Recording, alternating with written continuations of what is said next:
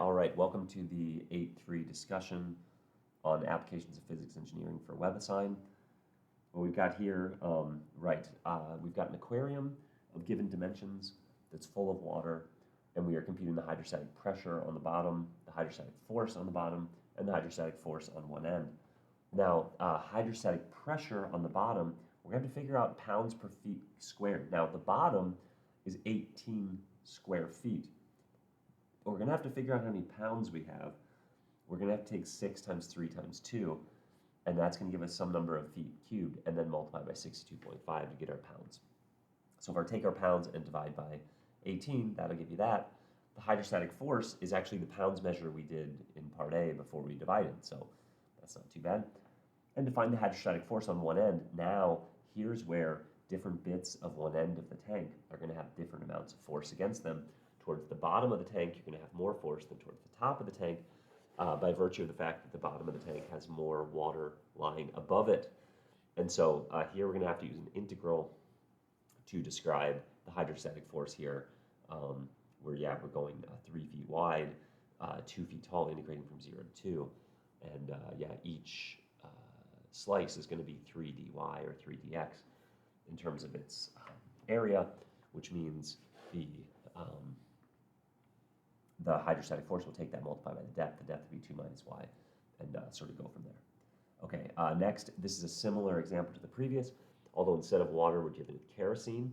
Instead of a full tank, please note the tank is only at a depth of 4.5 meters in height. And so the hydrostatic pressure, compute the volume, 6 times 4 times 4.5, multiply by the density, that gives you some number of kilograms, multiply by 9.8, now that gives you some number of newtons. Take that number of newtons and divide by 24. 24 is the meter squared of the bottom of the tank. That's going to give you your pascals of your pressure. Your force would be the newtons that you had before you divided. And then, the hydrostatic force on one end of the tank, you're going to be doing a similar thing to last time, integrating, noting that different slices of that end of the tank are going to have different amounts of force against them. This next one, I almost would view this as the last question of the exercise set because it's probably the hardest, but so be it. Here we are. We've got a semicircle. My recommendation is to let the bottom of the semicircle be y equals 0. In general, if you've got a circle, I think the center of the circle is y equals 0 is easiest because you can determine the equation for the circle itself by x squared plus y squared equals r squared, where r is the radius. So here the radius is 6. So every point around the circle relative to the central point, where the central point, the origin, would just be x squared plus y squared equals 6 squared, which is 36. X squared plus y squared is 36. Now, if we're going to be determining the hydrostatic force here, we need to take horizontal slices of this thing that are very thin vertically. And now those horizontal slices are going to extend some amount to the right of the center and some amount to the left of the center. For a given height between y equals 0 and y equals 4, how much will those things extend to the right and the left? Well, we can solve for x. X is, square root of 36 minus y squared? And that would give us the distance from the center to the right for any given y. So when y is 0, square root 36 minus y squared would be 6 units to the left and the right, which harmonizes with that 12. When you get up to the top at y equals 4, you'd have square root 36 minus 16, which would be square root 20. You square root 20 units to the right and square root 20 units to the left. Regardless, you're going to use that square root 36 minus y squared as your x measure from center to outside. Multiply that by 2. That's the width of each slice of your plate. Multiply by dy, multiply by y minus 4, and then multiply by your density and your acceleration due to gravity, and you'll have yourself the appropriate hydrostatic force on that plate. Right, here's a more classic example. I would sort of prefer this before the circle, frankly. But here you've got a triangle. Now the top of the triangle has almost no hydrostatic force because it's barely submerged and it's super narrow. But the bottom has a ton of hydrostatic force because it's super deep and it's super wide. So now, computing the hydrostatic force here, we're going to have to know the width at any depth. Well, for a depth y between 0 and 15, to refer to the bottom as y equals 0 and the top as y equals 15, at any generic depth y, the width here is going to be 6/15 of the y, because the width is exactly 6/15 of the height in general. And that's going to be true throughout the entire triangle. And so if you use w equals 16/15 over y, multiply by dy, and then multiply by 15 minus y for the depth, now you're in business to multiply by your density and your 9.8 to ultimately get yourself your integral. Okay, this next one. Now what's interesting about this is they don't tell you the depth of the plate. They tell you this slant measure of 5. But because both sides are 5, you've got isosceles triangle, which means if you cut it right down the middle, it'll break it into 2 equal pieces.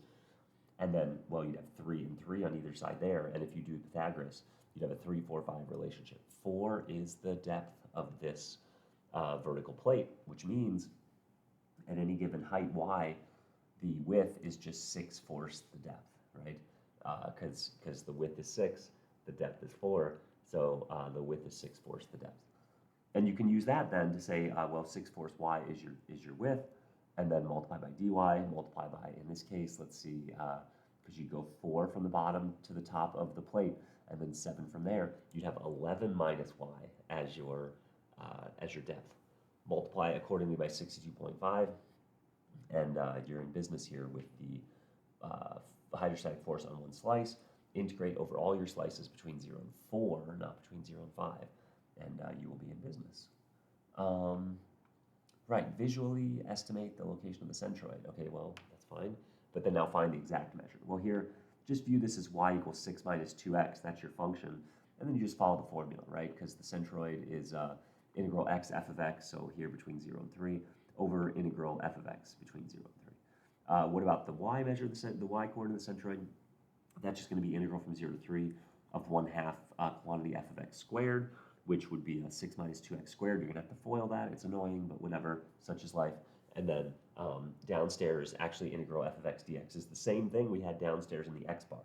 So no sense going through that whole computation again with y bar. If you already computed the denominator in x bar, it's going to be your denominator in y bar, not in the simplified form, but the denominator of integral f of x dx from 0 to 3. So that's that. And this next one is actually quite similar.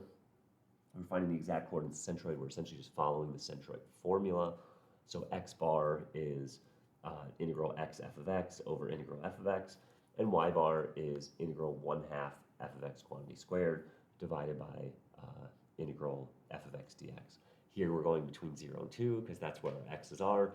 And right, when you do the 1/2 y squared, it's going to be annoying because you're going to have half of a 36th of an x fourth, which is going to be 1/72 x to the fourth. But do it exactly because they're wanting it exact. So if you put in a decimal, they won't give you the green check. So keep it as a fraction. Right, if the shape of an object is symmetric with respect to the x-axis, so going left and right, then the center of mass is always at x bar equals 0. I don't think that's, don't we want, with respect to the x-axis is the horizontal one, right? So here the figure is symmetric north and south. But if the figure is symmetric north and south, you won't have the center of mass at x equals 0. You'll have the center of mass at y equals 0. You'll have the center of mass on the x-axis. So symmetry about x-axis means center of mass on x-axis, but center of mass on x-axis means y equals 0, not x equals 0. So that's a little bit tricky there.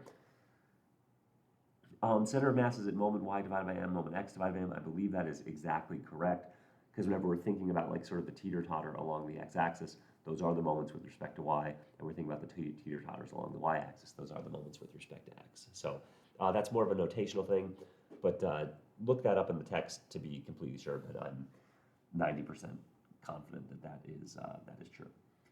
Right, center of mass of a lamina, uniform density, depends only upon the shape. Yeah, right? I mean, if you have a figure that's made out of steel and a figure that's made out of plastic, they're going to have, as long as they're the same shape, they're going to have the exact same center of mass because they're uniformly distributed. They've got a uniform density. So in fact, uniform density is not going to be a parameter that's going to be of importance in a center of mass computation. And in fact, the density that rho is going to cancel out. Okay, hydrostatic pressure on a dam depends on the water level at the dam and not the size of the reservoir. Yeah, that's exactly right? Because if you're computing the hydrostatic force along the dam, you're just looking at the water that's above the dam, not the water that's to the right of the dam or the left of the dam, but the water that's above it. And the water that's above it is going to depend on the depth. And so the depth is what it's all about.